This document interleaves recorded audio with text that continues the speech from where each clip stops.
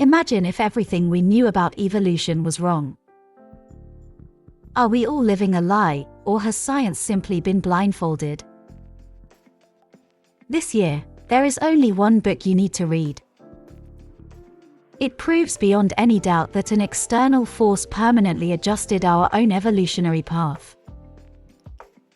It's based on a theory from an unknown author, and from a future we can barely comprehend.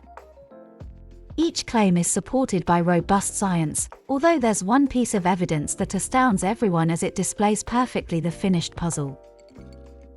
Danny is charged with safeguarding the theory through the passage of time. Eventually, science will be able to fulfill the theory. Humanity's future objective will prove the evolution disturbance and shatter our current beliefs. He is told there are a further 35 people who have been given the same tools. These visionaries will develop a plan for change that will see a world free from the poisonous traits we currently endure. But he is just an ordinary middle-aged guy, and with a chronic debilitating disease.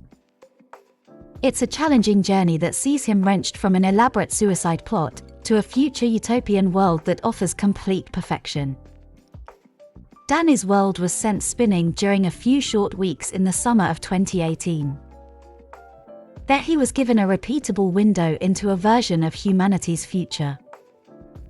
This isn't science fiction, rather it's fiction based on known science. The evolution disturbance, don't worry, you'll figure it out.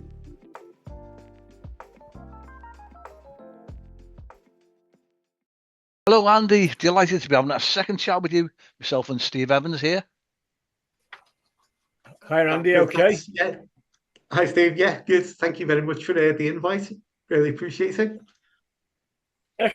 Excellent. So, I'd ask you how life is in sunny Liverpool, but it's going to be the same as in sunny Wirral, I would imagine. It's pretty nice and hot today, isn't it? And it's been glorious for the last few weeks. Yeah, that's it. And into next week and beyond as well. So you enjoying the weather, yeah? Very much so, yeah. Yes, yeah. Yeah, apparently, the first rain we're going to get is the bank holiday weekend, which is the weekend of the Liverpool Trophy Parade, which isn't brilliant, but hey-ho, it's got to rain sometime. Yeah. Anyway. Yeah, I won't say anything on that subject, I think. Fair enough. Silence. Fair enough. Yeah. Anyway, as Terry mentioned, this is our second chat, and it's a relaunch of your book, I believe. So tell us about the changes you've made. Yeah, pretty much. I mean, I come from a marketing background, and within marketing, for whatever reason, you go to root cause analysis. So you go back and see why isn't it, hitting where it should do, or what its target was. And there was a couple of reasons it wasn't. The target market, target audience was wrong. So rather than try and do certain things with it, it was no, let's pull it, take it back to the drawing board, and then I mean, completely. It's got the bones of the first one, but I think that's about it, really. Everything else. It's also gone through, I think, about 9 edits, believe it or not. Wow. Since then as well. So but no, I'm really, really proud of what it is now. Everything's changed about it. You can see the title, the cover. Everything like that has changed. So I'm very buoyant, hopeful, and as I say, very proud of what's there now. Excellent. Okay. Yeah, Andy, you were kind enough to give me a copy of the first book that you had out, which I thoroughly enjoyed. But before we go into detail, we'll focus on the book. So tell us a bit more. You mentioned your marketing background. Tell us about your career, and maybe without naming names, the horrible treatment that you had when you were diagnosed with this horrible illness. Yeah, I mean, as I said, the background is marketing, sales and marketing, which is now 40 odd years, in that. And everything was going great. I was the top of the industry. I was all over certainly the UK, bits of Europe, even spent a week in America working. So, it was great. Life was brilliant. One morning, woke up, and I noticed a twitch on the side of my face. Wife, panic, go and get it looked at. Next thing you know, A&E in the Royal. Yeah. Spent 9 days in there. I'm cutting very, very short. But 9 days after that, I was given an MRI scan, and the neurologist said it lit up like a Christmas tree. I was diagnosed with MS.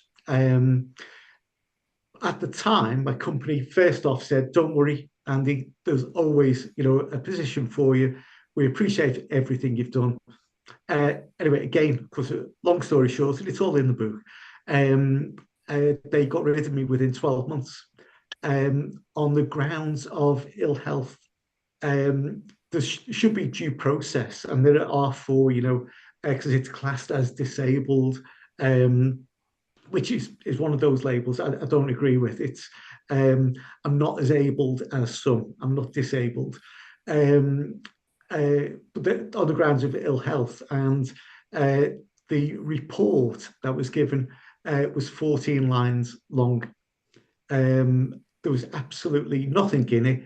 It broke all the rules. Again, in the book, it goes into the detail of the tribunal. I know you're probably thinking, how does that equate to the evolution disturbance? Hopefully, I'll come on to that in a second. Okay. It was essentially it was a fight. And again, I won't go through all the detail of and not give anything away in the book. It was a very, very difficult time. And whilst you come to terms and adjusting to life with a disease that is so I say it's the only predictable thing about MS is it's totally unpredictable. And that could be, within hours, it can change. I can have, different symptoms and be in a different state. All of that throughout the 5.5 years, one of the compounding things for it is two together, and you can see the recipe is not a helpful one. Yeah, that's pretty awful. Anyway, what if Charles Darwin was wrong? It's a really bold claim, as I think we've touched on this before. But tell us a bit more then. Yeah, it's an interesting one, and hopefully it will spark debate, from various sides. There's a quote in the book, and it was an interesting one. It says, "Trust in science," which, if you think about it, that comment is the most anti-science thing you can say, because science should be continually tested through, rigorous test results and then evaluate. If you think Charles Darwin wrote On the Origin of Species in 1859, and since then it's not been really questioned, and rightly so. The arguments put forward in the book and are backed up, and in a way that it comes across in there, which again, hopefully I'll come on to in a bit, says, look at the science. If you think Charles Darwin, when he wrote that, manned flight hadn't been, even, as a concept. Yeah. Antibiotics, weren't even a thing. And if you say, 1859, in the year 1969, man would walk on the moon.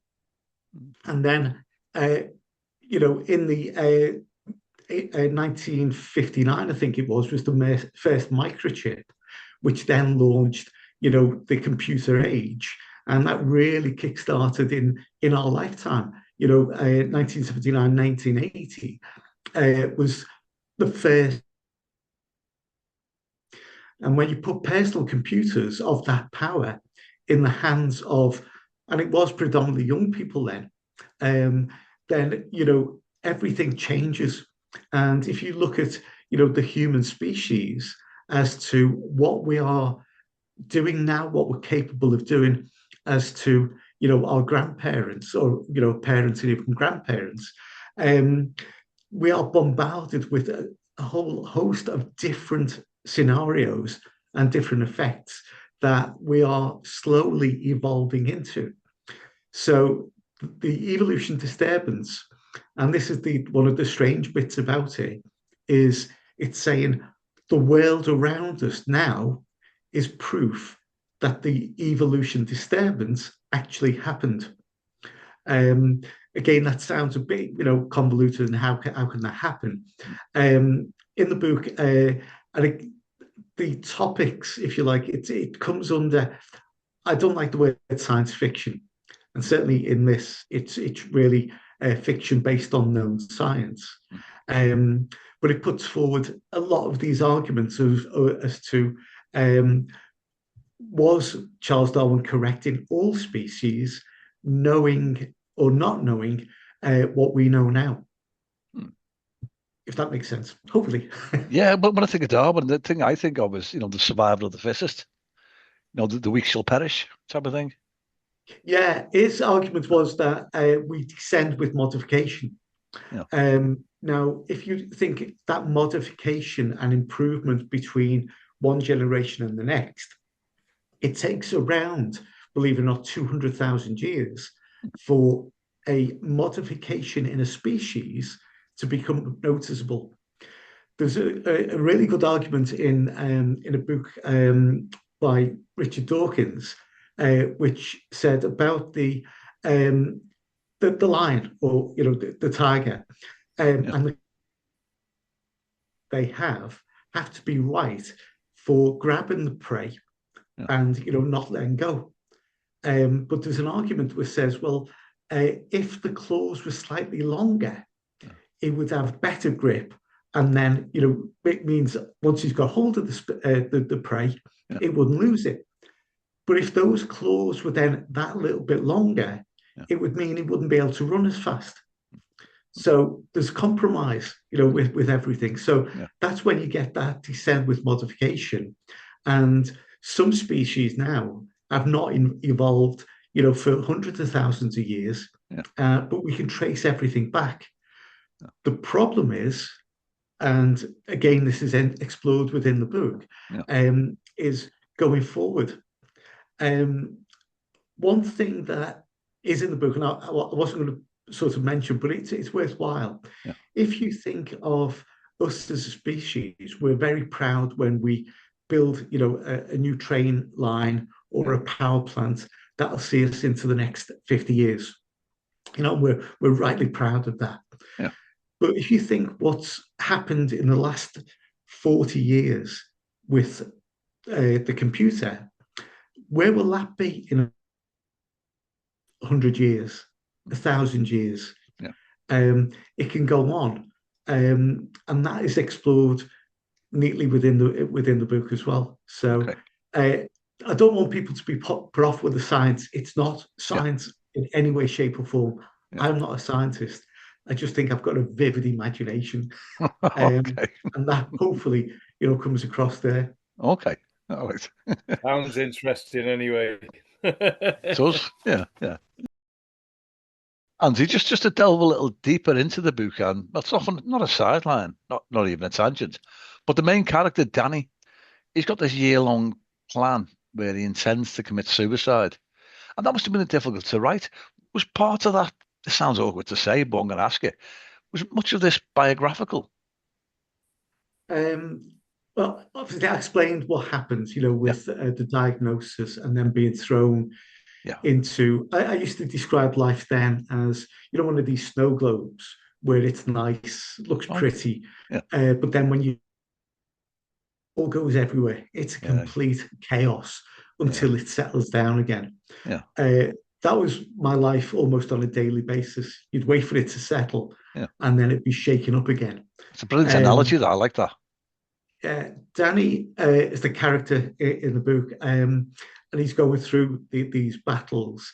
He decides the only way he can get justice is through this most elaborate suicide, and the plan which he'd been executing for the last 12 months. Yeah.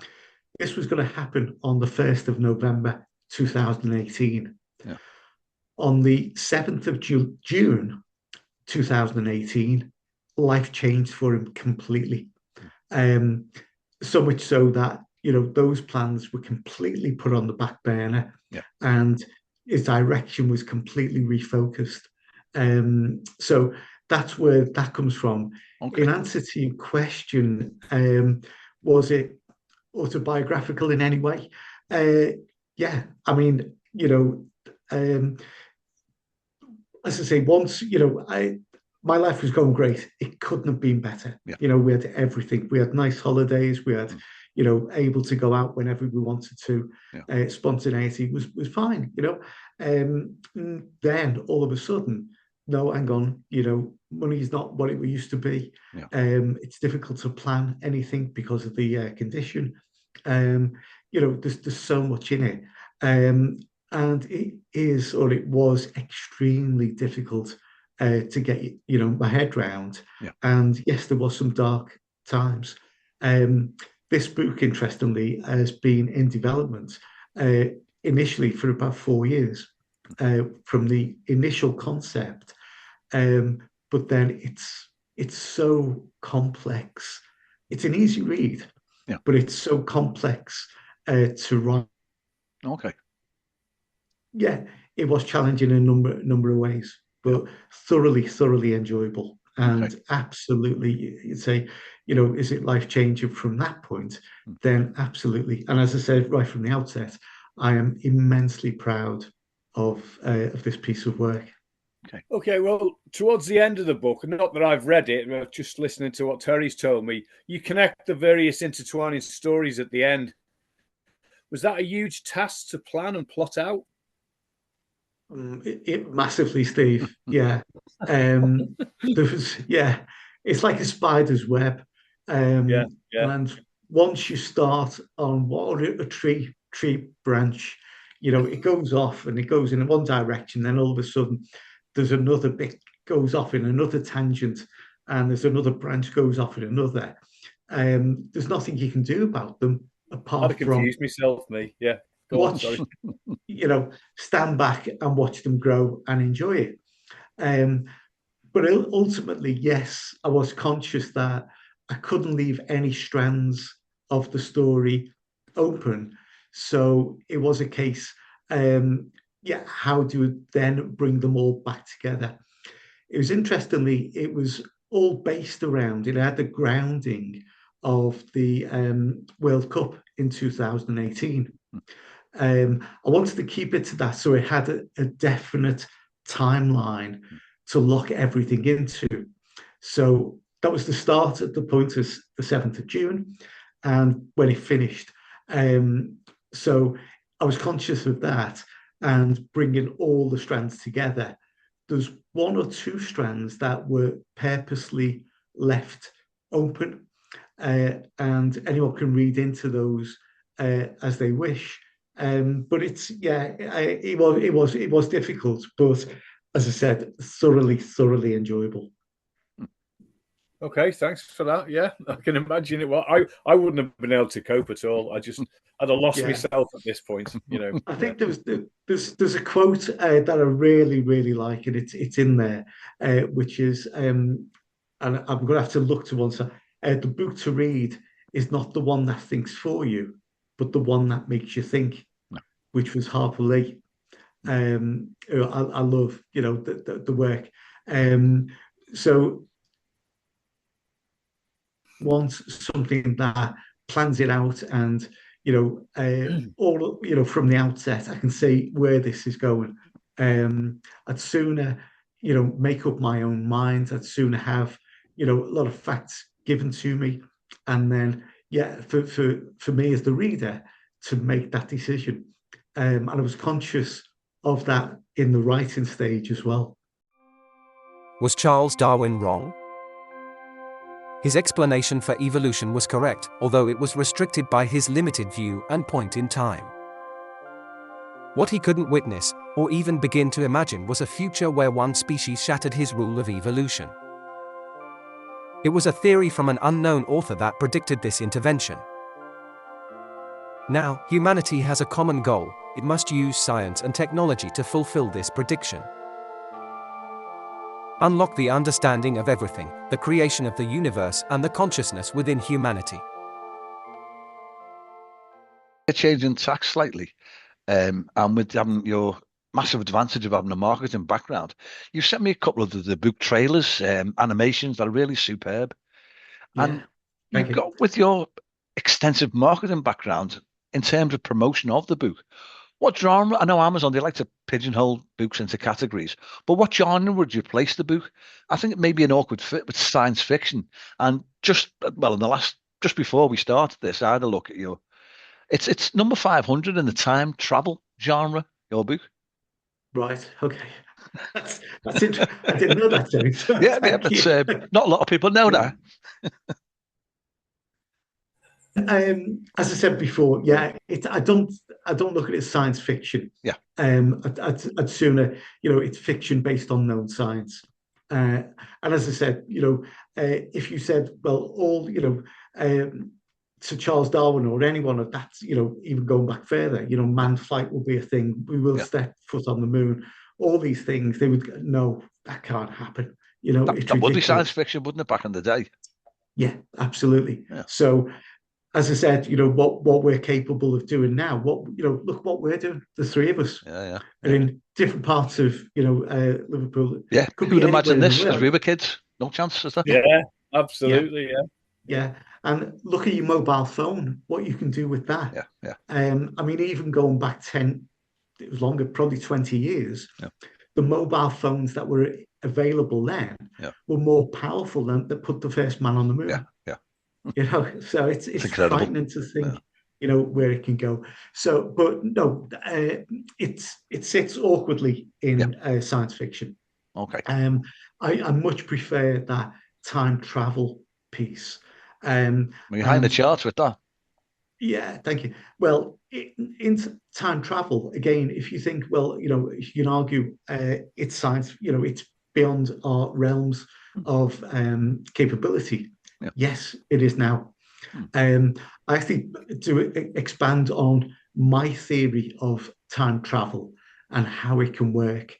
So it'd be interesting to see, people's feedback on, well, yeah, it can do it, or no, it can't. So you said this from a marketing background as well. I have actually built a website already for it, which is the evolutiondisturbance.com.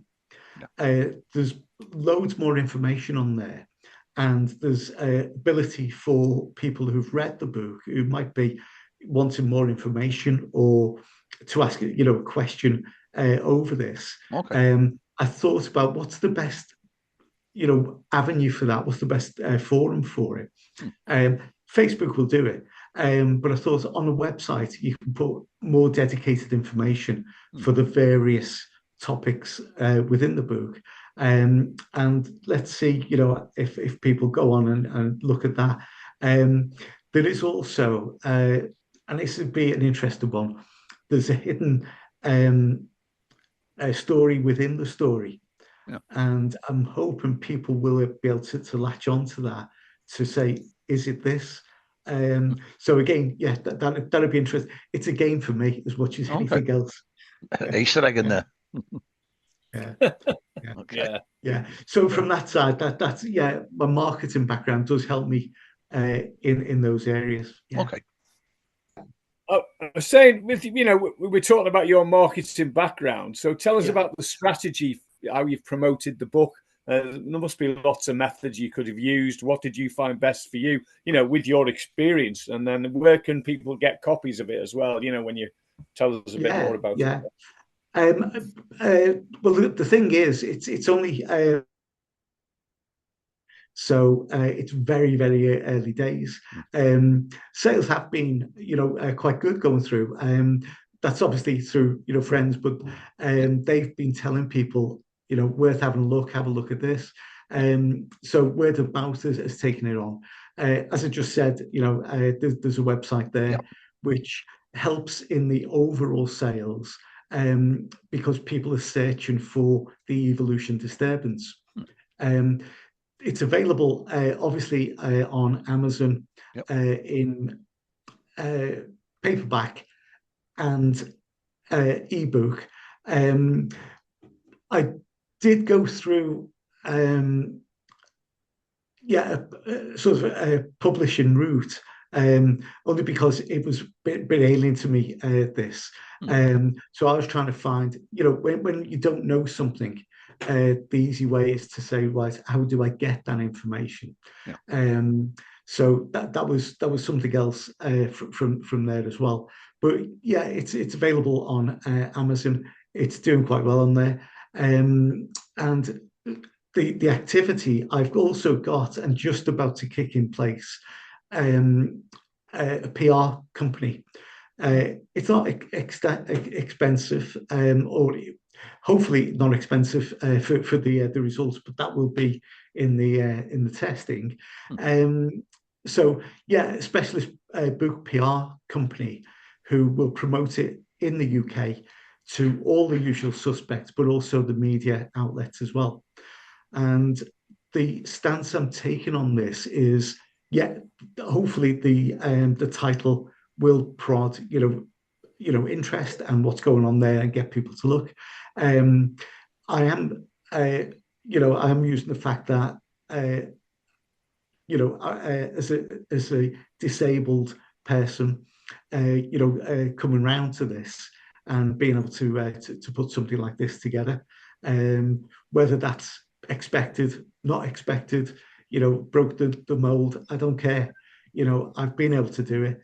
I've enjoyed the task of doing it, and whatever means, whatever way of opening doors, then I will, use it to open those doors. Brilliant. No, absolutely. Yeah. It's just interested to know, with your, experience in marketing, where you went in different directions, if you did something different to other people. But yeah, that's fair enough. Can I ask you mentioned this as well, just then briefly. You've gone down the indie route for publishing. Have you been through the painful experience of trying to connect with a traditional publisher? There's a number of scare stories and people who've gone through it. Some not a million miles away from me, who've gone down that route. So, and also whether it would change it, massively from where it is. I believe, the 4 years plus of the development and the research for it, to then say, well, actually, no, we'd like it in this format, we'd like this change, and we'd like this, when I know, and I believe it works. So, no. But the one thing that they have done, and it's very early days, is it's gone out to around about 40 platforms. So it's on Barnes and Noble. I've had a look on theirs. So it's listed on there, available in the country. So it's available in the US, Canada, Europe, Australia, and New Zealand. And some of the sites that dedicate, to those, it goes into libraries and schools. But the thing to do is probably ask me again in 6 months' time, a year, that makes as sense. to, was it worth it? I mean, it's been a battle, to keep a lot of the content in the way it is. But at the end, we were both happy, and from that point, that's great, achieved. And hopefully even by the front cover, you can see that's changed massively. That's superb. Is your ambition as a writer to get this onto TV and to a film production or something like that? Would that be your ultimate dream? I mean, it's like most people's dreams, isn't it, Steve? It is. I think it's a unique story, and that's a difficult word to use, because people will say, no, it's not. It's been done before, time travel. I think once people will read this, they will understand that it is unique. And I'd love to argue with somebody who would say, no, it's not because, X, Y, and Z has done it in this way before. I don't believe X, Y, and Z have done anything close to this. But again, that's my opinion. And I love to argue, debate. I get the impression you're very strong-willed about this, and you would put a very convincing argument forward for it. Yeah, whatever. And that's great. It's about everyone's opinion, isn't it? Yeah, absolutely. Yeah. Brilliant. Yeah. Final question from me. I know we've only got about 4 minutes left, I think. Yeah. But talking about the mechanics of your writing, this is going off on a tangent again. After you planned it, you a meticulous planner, or do you just sort of let your pen and the keyboard take its way? I'd say probably 80% planned. Yeah. Because I had the structure and I knew exactly where it was going and what would happen in certain points. But then, as you're writing, you get bits and think, right, well, hang on, I could actually expand on that, or I could use that. So you're putting those additional bits in. Some of them work, some of them don't. I got some very good advice from some people and relatives of some people who are not a million miles away, who get everything out of your brain onto pen and paper, onto Word, whatever it is. Once you've got it all out, it's then easier to construct, edit, move things around. It's so easy then to copy and paste and, to move things. But if you're trying to half do something, 80% there, but I don't know whether that's actually all done. Those bits, no. It didn't work for me. I had to have, a structure, but then some, license to add to it. Okay. Finally, from me, because we are running very short of time now, what advice would you give to someone who's a new writer writing a book like this for the first time? Go for it. As simple as that. Go for it. Understand where it's going, what the story is about, characters, to build, the characters. In mind, I've not over constructed the characters. It's not so much about those characters. Yes, Danny and the individuals around him is built, but there's other characters purposely not expanded upon because it would deflect too much from the story. But it's to understand those, get the structure down, and then go for it. Throw everything in it. On that note, time's caught up. Yeah. Well, let's say thank you very much. I'm wishing you all the best success. And let's keep in touch. It. Yeah, definitely appreciate that. And to you, Steve. Thanks, I keep Andy, looking on Facebook what you're up to with interest as well. So